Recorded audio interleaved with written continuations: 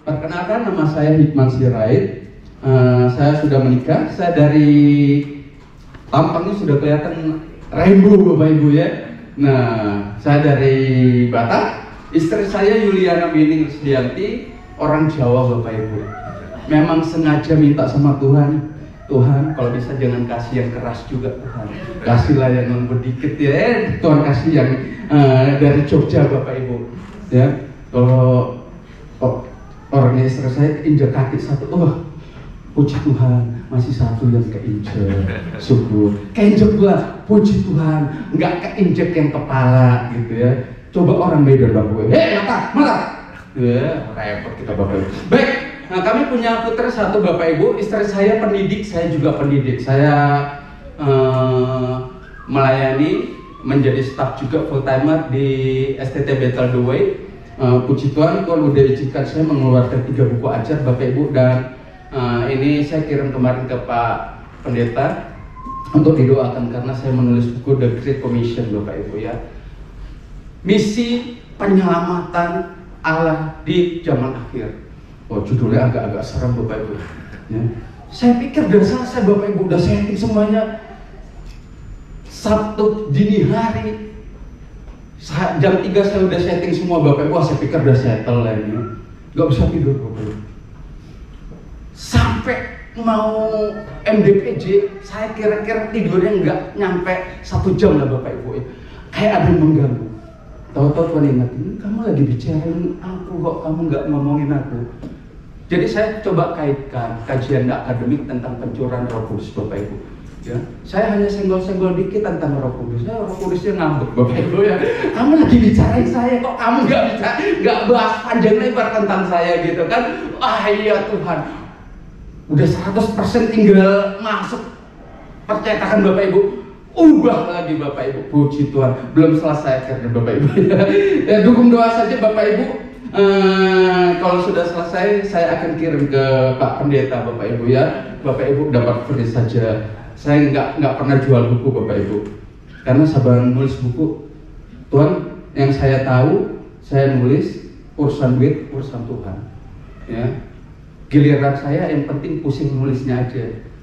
Kalau soal uangnya, cetaknya, biar Tuhan yang pusing. Saya gitu, Bapak Ibu ya, cara berdoa saya. Ya, puji Tuhan, Bapak Ibu. Ini sudah ada beberapa donaturnya, Bapak Ibu. Ya, nggak saya nggak ngemis-ngemis, Bapak Ibu. Ya, saya nggak mau juga iman bisik-bisik. Ya, gitu, Bapak Ibu. Baik, Bapak Ibu, hari ini kita akan membahas tentang penyembah sejati.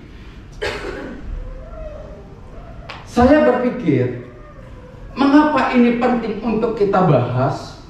Karena kalau Bapak Ibu perhatikan nanti di kitab Malaki, Tuhan mengkritik habis umatnya, Bapak Ibu. Kenapa? Karena mereka berpuasa, mereka beribadah, mereka memberikan persembahan sulung, mereka memberikan persembahan apapun, tidak ada yang terlewat. Berdoa 3 kali sehari, luar biasa, Bapak Ibu. Tapi Tuhan kritik mereka. Bahkan Tuhan mengatakan, bahasa saya, Bapak Ibu, engkau menipu. Tapi umatnya bilang, bagaimana kami menipu Tuhan? Artinya apa, Bapak Ibu? Bagi Tuhan sangat penting bagaimana kita menyembah yang benar. Bahkan Tuhan mengatakan, Bapak Ibu, ya, yang saya terjemahkan kalau di dalam tafsirannya, kalau ibadahmu benar, maka semuanya dipulihkan. Belalang-belalang pelahat itu disingkirkan. Yang di dalam bahasa Malaki 3 ayat 10 itu dan 11 itu bicara persepuluhan, Bapak Ibu. Tapi sesungguhnya itu tidak hanya bicara persepuluhan, tapi itu mewakili konteksnya bahwa itu lagi bicara ibadah. Karena di dalam ibadah ada doa, ada pujian penyembahan, ada juga persembahan.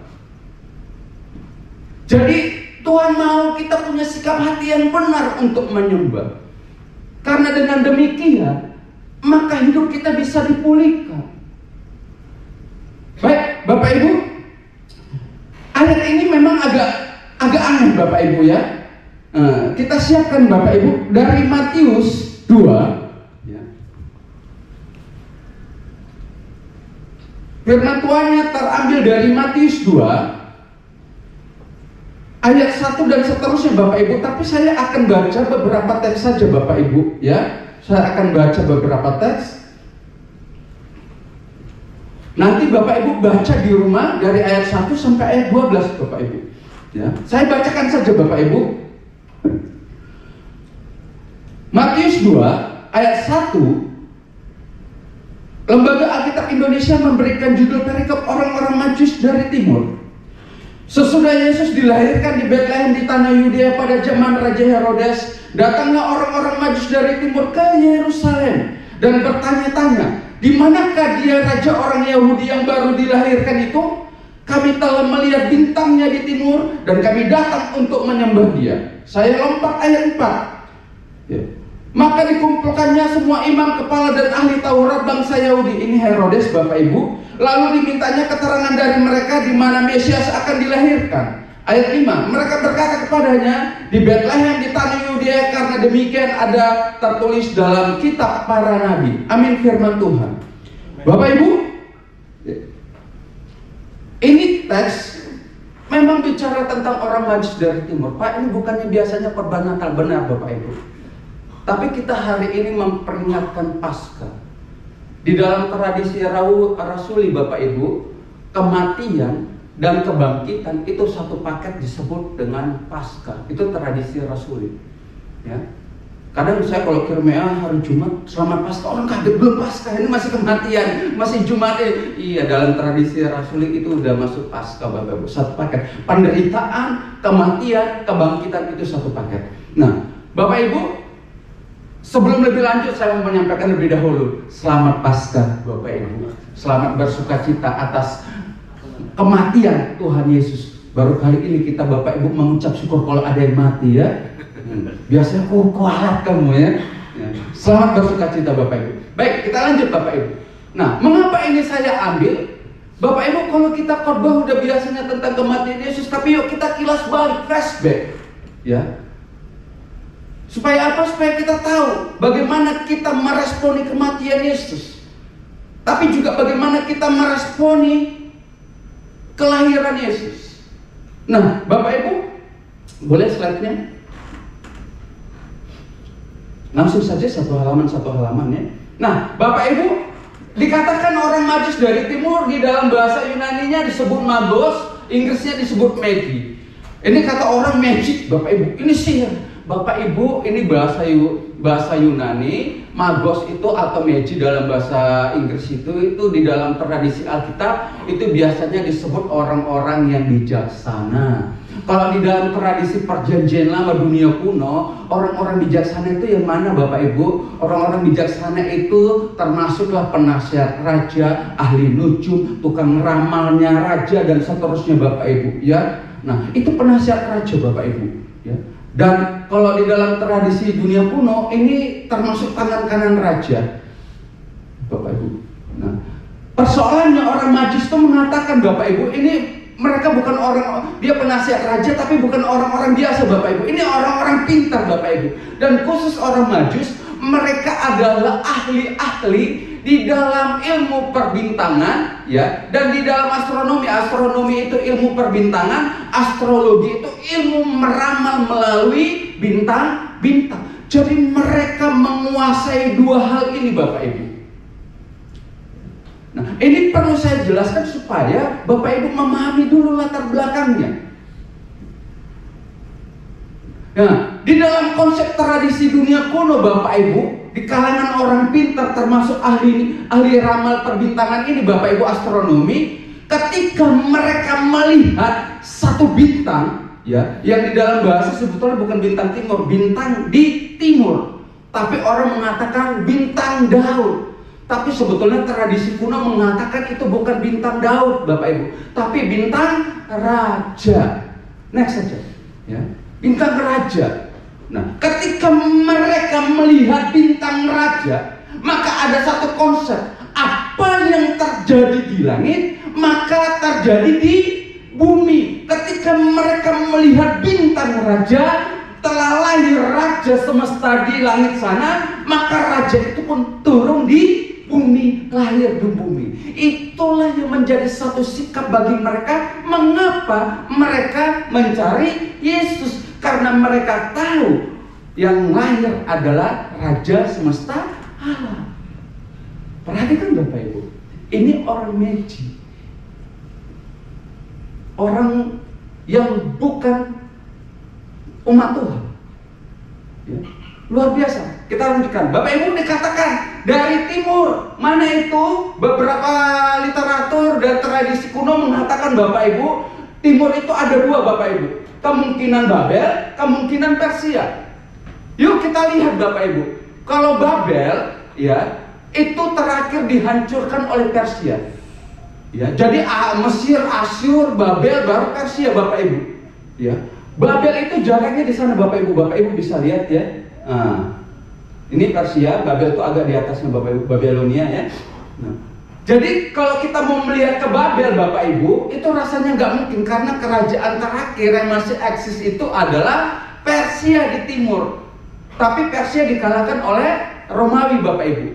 Tapi karena dari timur, maka hanya ada dua, Babel atau Persia. Tapi Babel itu dihancurkan oleh Persia. Maka kemungkinan besar adalah Persia. Kita lihat jaraknya. Persia itu garis lurus Bapak Ibu ke Bethlehem 1600 km Bapak Ibu. 1600 km itu kalau garis lurus. Belum ada tol Bapak Ibu. Belum ada pesawat. Sepeda aja belum ada. Yang ada unta keledai Bapak Ibu. Bayangkanlah menempuh 1600 km dengan naik unta Bapak Ibu. Mohon maaf Bapak Ibu kalau naik unta, bayangin 1600 selangkangan kayak apa begitu turun Bapak Ibu ya. Itu sama kayak naik bajai begitu turun, bajainya udah tau kemana, badan masih gini aja Bapak Ibu ya. Dan yang lebih repot lagi Bapak Ibu, perhatikan baik. Kira-kira ini perjalanan kapan Pak? Kita interaktif sedikit Pak. Dilakukan kapan Pak? Jauh sebelum. Ya maksudnya pagi hari kah? Siang kah? Benar Pak, kenapa Pak? Bintang Pak, mana ada bintang muncul siang? Ya, bintang artinya mereka berjalan pada senja sampai dini hari Pak. Belum ada jalan tol, belum ada lampu penerangan Pak, gelap gulita Pak. Hanya diterangi bintang-bintang di langit. Itu jalannya pasti lambat Bapak Ibu. Naik unta jalannya tengah malam, lambat. Aduh itu nggak tahu berapa lama Bapak Ibu. Ini perjalanan yang luar biasa ringan apa luar biasa berat? Berat Bapak Ibu. Terus, ya, ini udah lewat. Kita masuk lagi, lanjut. Slide berikutnya. Nah, Bapak Ibu apa sih dari latar belakang ini, apa sih yang ingin disampaikan oleh firman Tuhan si penulis Injil Matius? Pertama Bapak Ibu ada 4 pesan yang mau disampaikan. Pertama, untuk menjadi penyembah-penyembah sejati, kita harus intim dengan Tuhan. Salah satu intim dengan Tuhan caranya gimana? Membaca firman Tuhan. Itu ada di teks mana? Ayat 4 dan 5. Mereka datang kepada Herodes lalu bilang, kami sudah, di mana raja itu? Herodes bingung. Raja orang Israel tapi nggak ngerti soal kitab suci. Cari-cari, panggil imam-imam, panggil ketua-ketua, panggil yang ngerti, dipanggil. Mereka sibuk cari-cari, oh iya ketemu. Ya saya mengatakan begini, Mika mengatakan begini. Ketemu. Apa yang kita bisa pelajari dari sini Bapak Ibu? Bapak Ibu, seringkali kita orang Kristen menjadi orang yang suka kaget-kaget. Apa-apa terkejut. Apa-apa terkejut. Apa? Wah. Padahal semuanya sudah dinyatakan firman Tuhan. Kalau kita memiliki hubungan yang intim sama Tuhan, percayalah Bapak Ibu, nggak mungkin kita menjadi manusia yang gampang terkejut.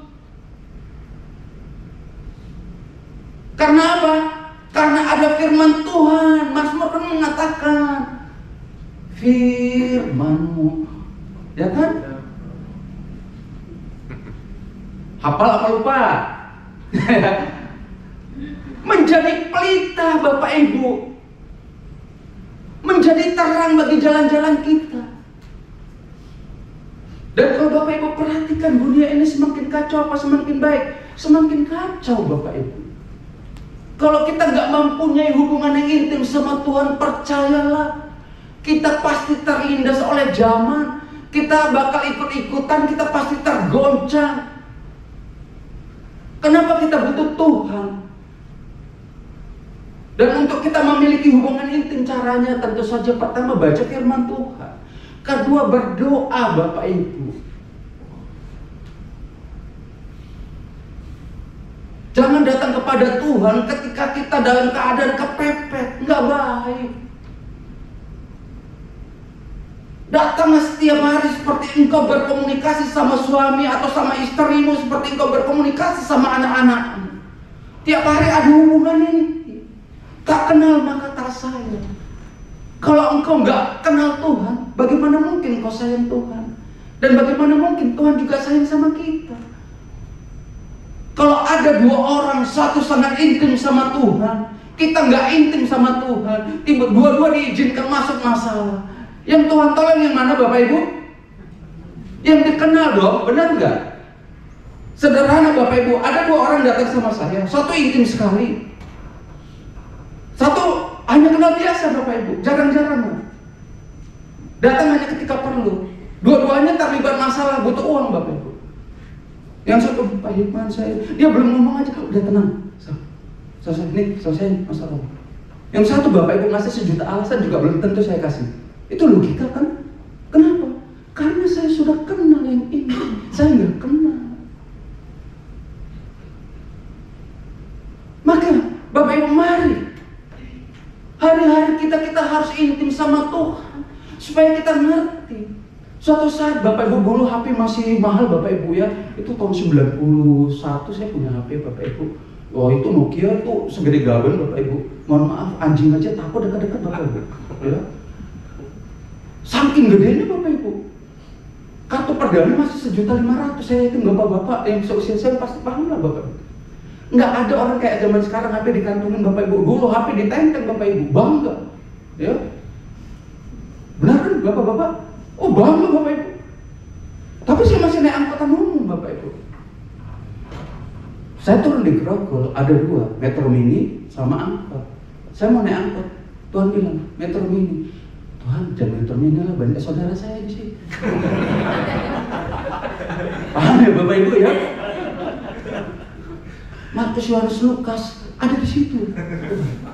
Angkot aja bayarannya sama Tuhan, 800. Metro Mini 2 kali tuh. Tuhan, jangan ngeri. Angkot aja Tuhan kosong. Metro Mini 3 kali Bapak Ibu. Sampai akhirnya saya memutuskan angkot.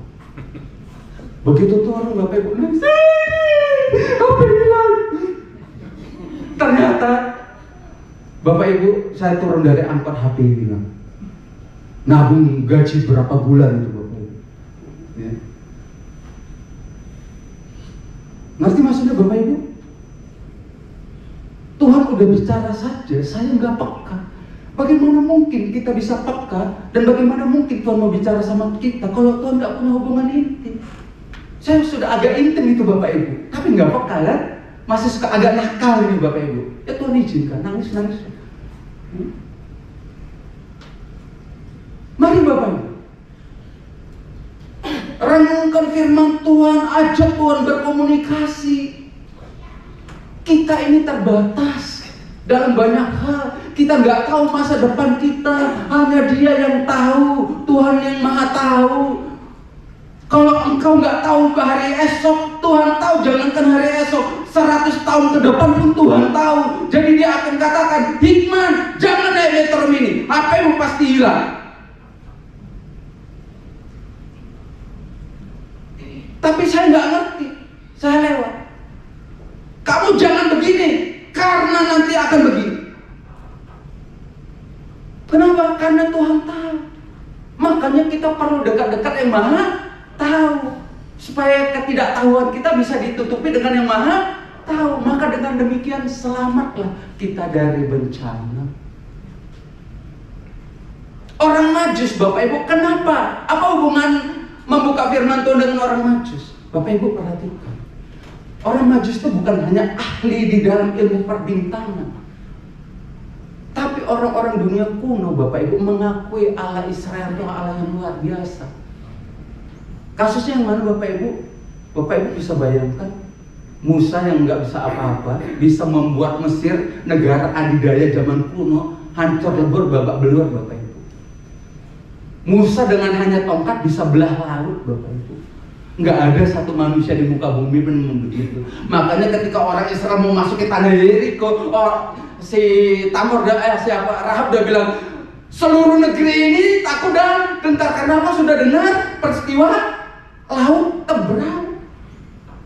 Itu Bapak Ibu terdengar kemana-mana. Dan itu yang membuat nabi-nabi dunia kuno, peramal-peramal, orang-orang pintar dunia kuno mencari tahu, mempelajari kitab orang Israel, Bapak Ibu.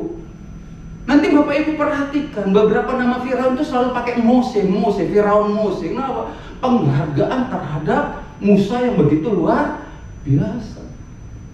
Lah orang yang nggak ngerti, orang kafir saja, Bapak Ibu, cari firman Tuhan. Dan mereka tahu ketika ada bintang, maka sudah lahir Raja Semesta Allah.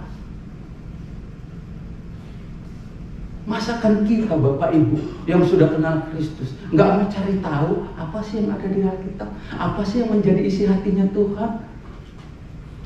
Mari Bapak Ibu, kalau engkau mau menjadi penyembah-penyembah sejati, cari tahu segala sesuatu yang ada di Alkitab. Bangun komunikasi dengan Tuhan. Semakin kita intim, semakin kita kenal, semakin kita sayang sama Tuhan. Maka ketika engkau datang beribadah, engkau bukan lagi mencari Pak Gideon, mencari Ibu Pendeta, atau mencari para pengajar, tapi mencari Tuhan. Yang kedua, Bapak Ibu, slide berikutnya, penyembah-penyembah sejati itu adalah penyembah yang rela berkorban. Perhatikan Bapak Ibu, 1600 km ditempuh dengan unta malam hari, itu bisa berbulan-bulan, Bapak Ibu. Nggak gampang. Sekarang kan Tony Jikan kita enak banget, Bapak Ibu, ada jalan tol, ya, ada mobil. Nggak punya mobil sudah Tuhan sediakan, tinggal bayar aja, ya kan? Berapa karunia menikmati. Pokoknya semua ada fasilitas. Dulu nggak ada, Bapak Ibu. Nggak ada Kompas juga. Pedoman mereka apa, Bapak Ibu? Sama firman Tuhan, bintang di langit. Nyasar deh. Nah, kalau udah begini Bapak Ibu, perjalanan bisa kurang lebih di dalam buku saya Hermeneutik Dasar, saya pikir saya itu perkiraan 3 bulan perjalanan Bapak Ibu menuju Bethlehem. Bapak Ibu kan, kita kan kayak saya tadi dari Meruya aja cuma nggak nyampe 2 jam Bapak Ibu. Enak kan? 3 bulan Bapak Ibu, jalan tengah malam. Bapak Ibu searching saja, Jazirah Arab kalau malam dinginnya luar biasa Bapak Ibu. Siang hari ekstrim, malam hari ekstrim, dingin, menggigil tulang belulang Bapak Ibu. Terus ini Bapak Ibu, keamanan tuh rentan. Ingat kisah orang Samaria yang baik hati, dia rampok habis-habisan. Banyak perompak Bapak Ibu. Udah perjalanan malam, banyak perompak, situasi yang gak baik, tapi mereka cari Bapak Ibu. Dan Bapak Ibu perhatikan Bapak Ibu, mereka berjalan Bapak Ibu, ya, itu membutuhkan apa Bapak Ibu? Logistik. Apakah mungkin ini hanya 3 orang?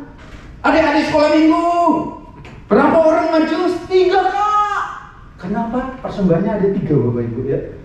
Mungkin nggak 3 orang berjalan dari 1600 km sampai ke Bethlehem Bapak Ibu. Bisa mati tengah jalan Bapak Ibu. Percayalah. Artinya apa Bapak Ibu? Ini rombongan besar. Apalagi mereka orang-orang istana. bangsawan kelas atas, Bapak Ibu. Nggak mungkin ini jalannya cuma 3 orang, pasti rombongan besar. Artinya apa Bapak Ibu?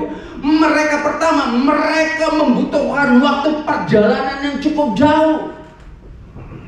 Artinya apa? Mereka rela mengorbankan waktunya seberapa lama? Belum pergi Bapak Ibu, masih pergi ya. Kedua, mereka rela berkorban harta karena menyediakan logistik perjalanan untuk bolak-balik Bapak Ibu 6 bulan. Untuk rombongan besar, belum lagi persembahannya. Ketiga Bapak Ibu, mereka rela mengorbankan nyawanya karena keamanannya Bapak Ibu. Ini orang-orang pintar, penasihat-penasihat kalangan bangsawan kelas atas Bapak Ibu. Kalau pamit nggak mungkin, kalau pergi nggak mungkin nggak pamit.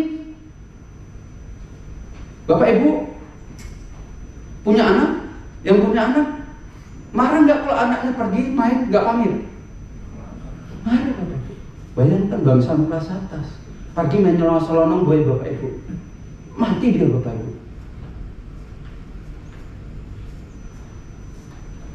Tapi pamit pun bakal mati juga.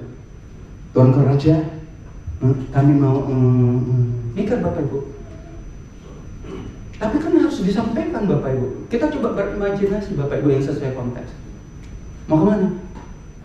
Itu Tuan Raja mau pergi mencari raja. Wah, emang saya bukan raja nih? Emang ada raja yang lebih hebat? Herodes saja tersinggung Bapak Ibu. Ya benar Bapak Ibu. Mana raja yang tersinggung? Dia mau bunuh kok orang-orang ini. Ketika mereka menyampaikan itu kepada pimpinannya Bapak Ibu, mereka harus siap untuk dihukum pancung. Ingat kasus Mordekai Bapak Ibu, Haman. Bukan hanya satu keluarga, binatang-binatangnya mati Bapak Ibu dipenggal. Jadi penyembah-penyembah sejati Bapak Ibu itu adalah penyembah yang rela mengorbankan nyawanya, rela mengorbankan waktunya, rela mengorbankan harta bendanya, rela mengorbankan pikirannya, rela mengorbankan tenaganya, sama seperti orang Majus ini. Kalau kita memang mau dihargai orang Tuhan kita harus rela. Tuhan saja rela turun dari tahtanya yang maha tinggi ke dunia Bapak Ibu. Demi siapa? Demi kita para pendosa, bangsa kafir, orang yang tidak tahu terima kasih.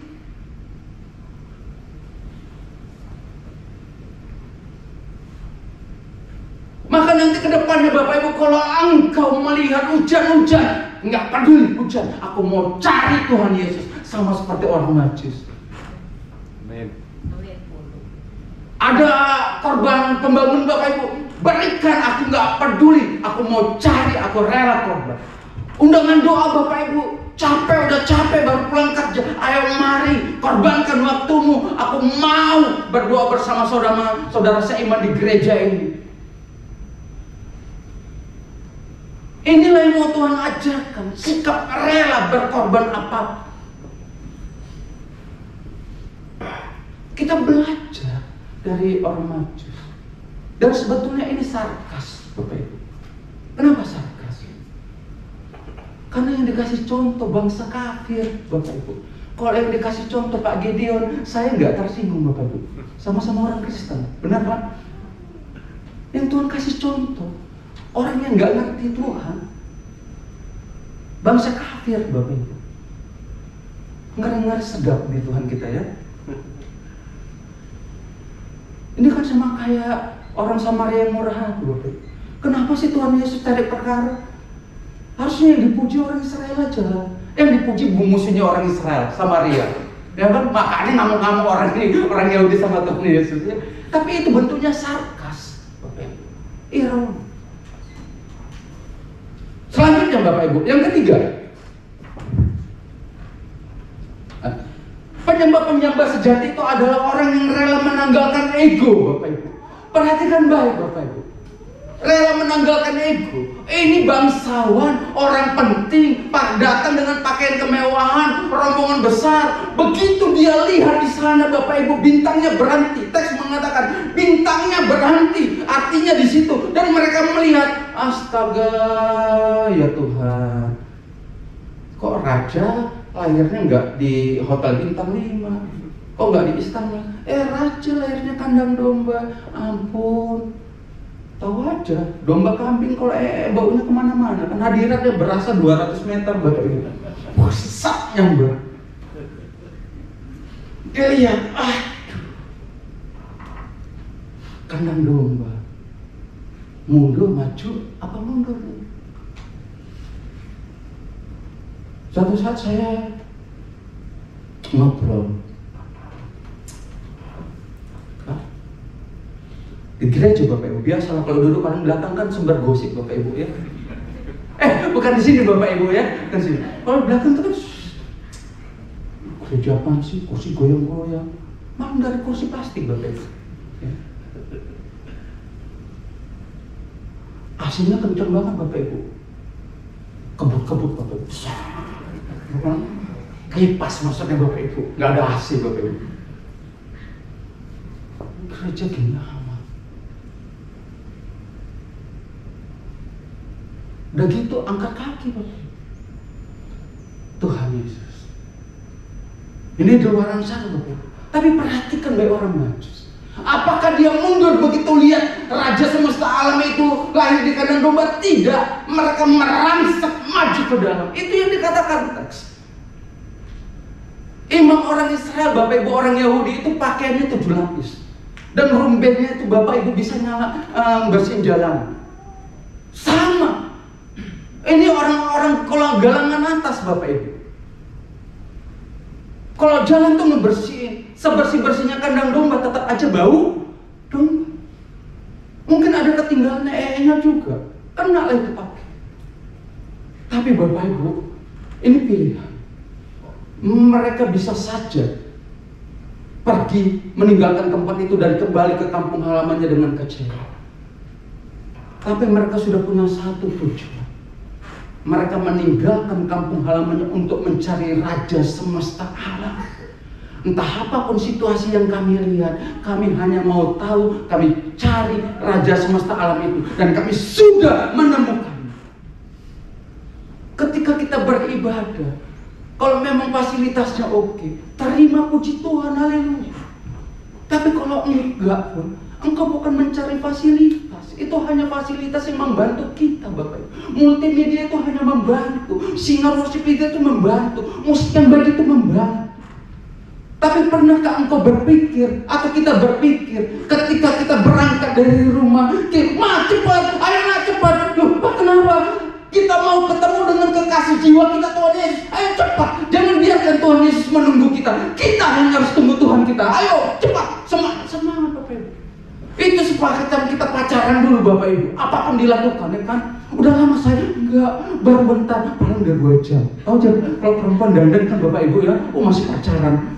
Apa aja dilakuin Bapak Ibu. Demikian dan kita kasmaran lah. Untuk ketemu Tuhan, aduh aku rindu Tuhan. Cari ayo sih, aja cepat ayo sayang ayo. Semangat Bapak Ibu. Tanggalkan hidup. Begitu kita masuk jangan lihat fasilitas. Duduk tenang. Aku rindu Tuhan. Bercengkrama sama Tuhan. Bangun komunikasi dulu. Ayo. Aku rindu Tuhan. Aku kangen. Saya yakin, walaupun laguannya Bapak Ibu puji-pujian, sorak-sorai, engkau pasti menangis. Kenapa? Karena engkau rindu ketemu kekasih jiwa hatimu.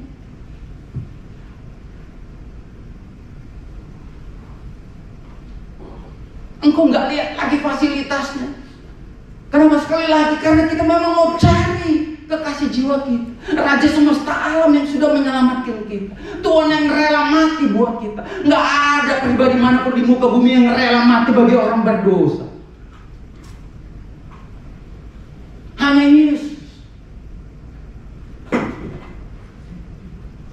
Apalagi Bapak Ibu mohon maaf, udah ngasih persembahan Bapak Ibu, tangan kiri HP, tangan kanan persembahan. Begitu persembahan masuk, setan panoleh.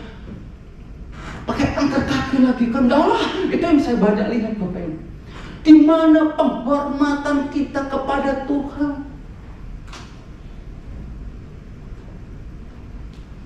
Mari datang dengan kerinduan yang menggebu-gebu. Datang untuk mencari, kalau memang fasilitasnya baik, puji Tuhan. Siapapun yang itu berkorban nggak penting, siapapun itu yang jadi WL-nya nggak penting, mau terkenal tidak terkenal, mau alat musiknya lengkap atau tidak. Yang penting aku tahu, aku mau cari Yesusku. Udah seminggu nih aku nggak ketemu dia, kangen banget. Pacaran sabar menit, saya udah makan belum? Udah 1 jam lagi, udah makan belum? Udah. Tiap jam ditanya udah makan apa belum? Emang bebek Bapak Ibu? Tiap waktu makan enggak kan? Lama-lama sebel juga ini, lebih banget nih. Kita aja rela begitu, kenapa kita enggak? Udah seminggu tuh, aku kangen banget Tuhan. Aduh, cepatlah ini ibadah hari Minggunya, cepatlah hari Minggunya. Aku udah rindu nih ketemu Tuhanku. Aduh. Mari Bapak Ibu, orang Majus nggak peduli sekali lagi, nggak peduli itu kandang domba, kandang kambing atau apapun. Aku kejar. Udah banyak korban apapun. Terakhir Bapak Ibu, yuk slide berikutnya. Penyembah-penyembah sejati selalu mempersembahkan yang terbaik. Bapak Ibu, poin terakhir ini penting. Orang Majus tahu siapa yang dia datangi. Berdasarkan ramalan bintang dan ilmu perbintangan, mereka tahu yang lahir ini adalah Raja semesta alam, Raja di Raja, Tuhan segala Tuhan, penguasa semesta alam. Jadi ketika mereka datang dengan persembahan yang layak diberikan kepada raja-raja. Bapak Ibu datang kepada Jokowi, selamat ulang tahun, kasih gantungan kunci. Bisa-bisa pulang tinggal nama. Pak Jokowi enggak, maksudnya yang lain lah Bapak Ibu. Ya. Kenapa? Enggak layak. Makanya kalau ada hamba Tuhan ulang tahun ngundang saya berdua, saya bingung Bapak Ibu mau datang. Mau kasih kemahalan nggak punya duit, mau kasih kemurahan takut tersinggung, nggak datang nggak diundang lagi. Ya? Serba salah Bapak Ibu. Ini kita datang mencari Raja semesta alam. Jikalau tadi mereka masuk merangsek Bapak Ibu, ya, sedikit penambahan. Teks mengatakan, lalu sujudlah mereka. Kalau orang zaman kuno sujud Bapak Ibu, itu kepala nyentuh lantai Bapak Ibu. Persoalannya ini bukan lantai, ini kandang domba, bekas domba kami. Itu nempel langsung Bapak Ibu. Ngeri banget Bapak Ibu. Makanya orang Majus itu menanggalkan egonya, nggak peduli, mau kan sujud aja. Dan terakhir mereka datang mempersembahkan mazmur kemenyan. Apa ini tandanya Bapak Ibu? Inilah persembahan yang layak, bahkan sangat layak bagi raja-raja.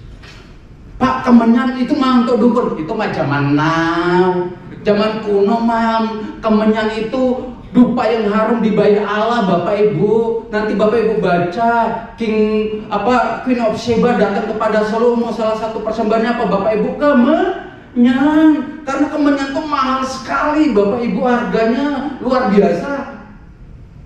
Itu mirip-mirip harganya sama mur. Perempuan yang berdosa datang kepada Yesus Bapak Ibu. Ada teksnya, saya nggak baca teksnya Bapak Ibu. Bapak Ibu lihat, jangan miskin Bapak, persembahan terbaik. Perempuan berdosa 300 dinar, itu harga jual. Harga beli lebih mahal apa lebih murah? Lebih mahal Bapak Ibu. Bapak punya HP baru beli 1 hari Pak, jual ke saya 1 hari berikutnya. Second apa harga baru Pak? Harga second. Second itu walaupun 1 jam second Bapak Ibu. Sama mau 300 itu harga second, artinya lebih mahal. Perempuan berdosa Bapak Ibu mempersembahkan mur yang harganya 300 dinar. Anggaplah kita bulatin 350. Itu upah 1 tahun bekerja. 1 hari 1 dinar. Berarti 1 tahun baru bisa ya Pak? Tapi mungkin nggak Pak? Bapak nggak mungkin, kenapa Pak? Bapak dapat 1 dinar. Harus buat makan. Dipotong dong Bapak Ibu. Uang makan, uang ini segala macam. Kira-kira savingnya bisa berapa Pak untuk ini? Ya 20-30%. Iya 20-30%. Berarti kemungkinan 4 tahun ya Pak baru bisa nabung Bapak Ibu. Mohon maaf kalau kata Yudas dibuang, ini buang-buang duit ya kan? Saya yakin Bapak Ibu. Saya ditanya, kalau kamu punya tabungan 5 tahun, mau nggak kasih Tuhan? Aduh Tuhan, jangan tanya itu Tuhan. Dengarin pertanyaan Tuhan dulu Tuhan. Perempuan itu Bapak Ibu buang percuma. Jangan miskin Bapak. 2 peser memang. Pak 2 peser. Tapi Tuhan bilang, Tuhan Yesus bilang apa? Seluruh hidupnya, artinya apa? Cuma itu dia yang punya. Begitu dia persembahkan itu ke rumah Tuhan, nggak tahu buat apa-apa lagi. Mati Bapak Ibu pasti. Kenapa? Nggak ada duit yang bisa digunakan untuk beli makanan. Besok nggak tahu untuk apa lagi. Tapi bagi dia, nyawaku nggak ada artinya. Yang penting ku persembahkan kepada Tuhan. Yang menunjukkan apa Bapak Ibu? Kasih yang begitu mendalam kepada Tuhan. Karena dia tahu Bapak Ibu, 2 orang ini tahu, 2 perempuan ini, anehnya 2 perempuan. Secara Tuhan mana laki-laki yang ngasih persembahan yang luar biasa? Gak ada ya Bapak Ibu. Aduh, memang laki-laki itu kalau udah uang hitung-hitungan Bapak Ibu ya. Aduh, ini sedikit menyimpang Bapak Ibu. Kami ada di survei, saya bimbing mahasiswa. Kondisi COVID 2 tahun lalu, 3 tahun lalu Bapak Ibu, 2001, mahasiswa saya tentang persembahan persekutuan. Survei Bapak Ibu, 170 orang. Ini fakta Bapak Ibu, di satu gereja. Di bawah Pak Niko juga. Catat. Dari 100% laki-laki yang taat memberikan persembahan di saat COVID, cuma 30%. Yang perempuan Bapak Ibu, hampir 80%. Luar biasa kan perempuan kalau untuk urusan Tuhan Bapak Ibu ya. Gak mikir panjang lagi Bapak Ibu.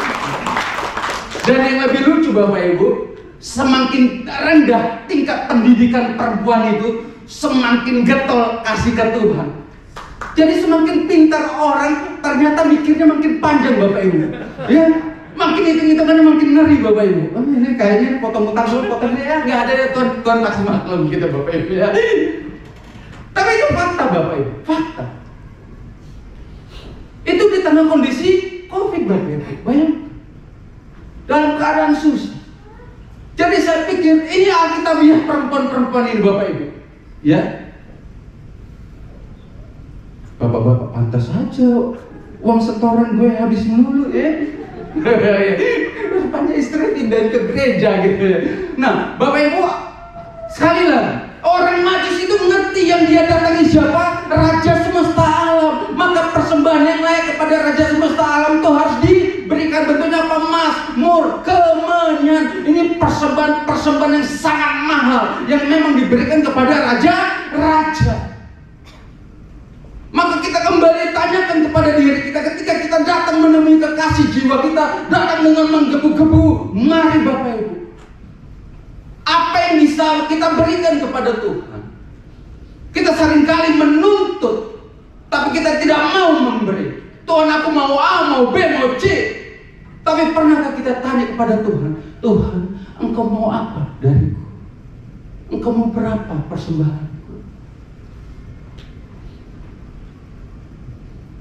Pak, yang penting kan ikhlas. Di kekristenan bukan soal ikhlas saja Bapak Ibu. Bahkan di kekristenan kalau engkau hanya ikhlas itu nggak diterima. Kenapa? Karena kalau ikhlas nggak ngasih, nggak ada gunanya Bapak Ibu. Yang penting kan hati Pak. Loh, kalau dari hati tapi nggak ngasih gimana Bapak Ibu? Mohon maaf. Saya kalau diajak makan juga mikir Bapak Ibu sama teman. Aduh, pas bulannya berapa nih habisnya? Apalagi kalau yang diajak nanti ke hotel bintang 5 Bapak Ibu, makin stres saya. Kenapa? Mengembalikannya itu Bapak Ibu.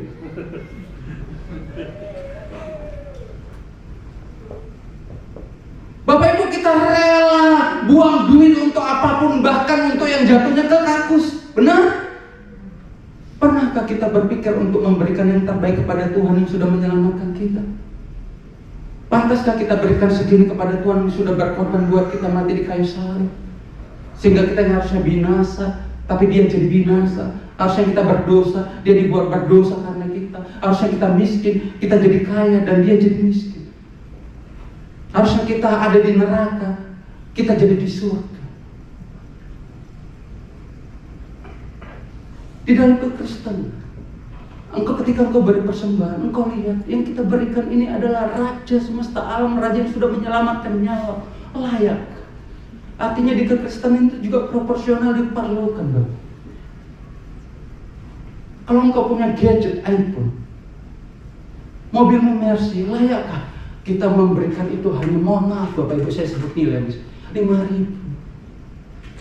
Layakkah kita memberikan nilai sekian? Layakkah aku makan aja udah jutaan? Pantaskah aku beri kepada kekasihku? Bu, punya pacar belum? Punya, ya pasti yakin pernah pacaran. Pacarnya pasti rela ngasih apapun sama ibu, saya yakin. Bila perlu motor digadein Bu. Demikian. Kenapa? Dia layak terima persembahan. Dia layak terima persembahan yang terbaik dari kita. Bukan karena Tuhan butuh duit Bapak Ibu, tidak. Tapi berilah itu didasarkan kecintaan kita kepada Tuhan. Berilah itu didasarkan pada kasih kita kepada Tuhan. Berikan itu seperti engkau memberikan kepada kekasihmu yang sesungguhnya, yang kita rela lakukan apapun. Kalau adiknya ada 10 pun kita rela berikan coklat ke 10 orang itu. Masa kan kita nggak rela berikan 10 coklat sama Tuhan?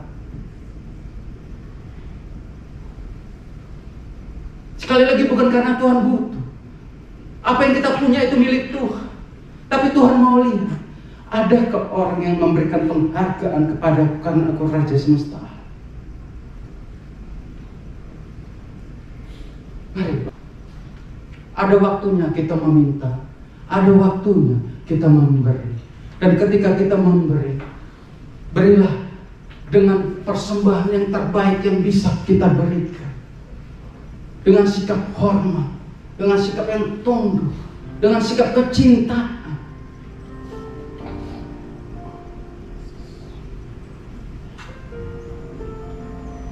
Bapak Ibu, persembahan yang kita perlukan, yang kita kirimkan, bukan hanya untuk kepentingan seseorang, tapi itu untuk kepentingan gereja, untuk menjangkau banyak jiwa.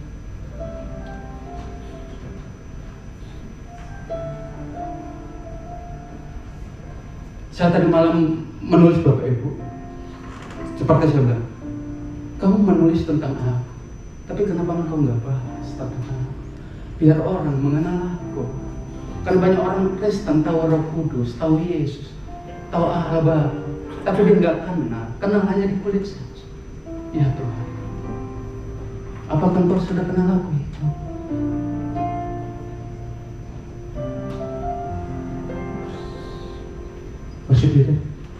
Kita siapkan hati kita Bapak Ibu.